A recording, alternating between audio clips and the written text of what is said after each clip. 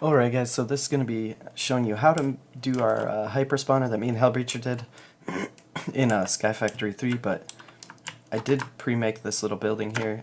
It's just like any other normal spawner. You're going to use your cursed earth in this one to make the mob spawns super fast, but the difference in this is that a lot of people are using vector plates, and it actually slows down the spawns. So, or they'll use the normal fans. These ones are from mob grinding utilities, and what we're going to do, instead of placing these on the floor, which limits the number you can put on the mob spawner, the reason it runs so fast is because we're not limited by how long this can actually be. Where on other fans you could only make it 10 blocks, these you can make it infinite because we're going to put these in the ceiling of the mob spawner. So you also want to do these upgrades, because when these fans turn on, they only blow one block, but if you put these upgrades in, they're going to go 3 blocks down, 3 blocks up, and 3 blocks wide, or whatever it says on here.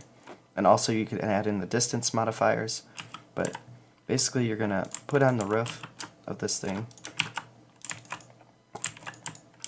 and then depending on how long you make this mob spawner, you want to add more fans in. So let's say you have this spawning block 30 or 40 blocks long.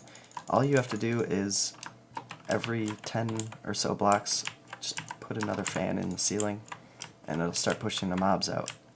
So I've got it like this right now, and we've got our upgrades in both of those. Now these do need redstone to run, and be careful with these because they will push you and they will fly you off the edge with no problem.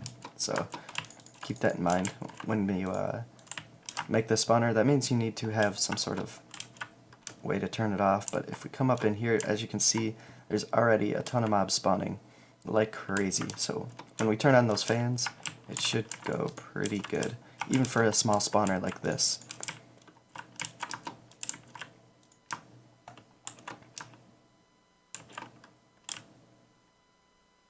So it's not too bad for such a small spawning block, and there's a lot of mobs coming out of it, actually, more than I expected. So that's pretty much how you do it. Cursed Earth is the way to go. It will still work with any other mob spawner, so you just have to make it bigger to get the amount of spawns you could with a Cursed Earth spawner like this one.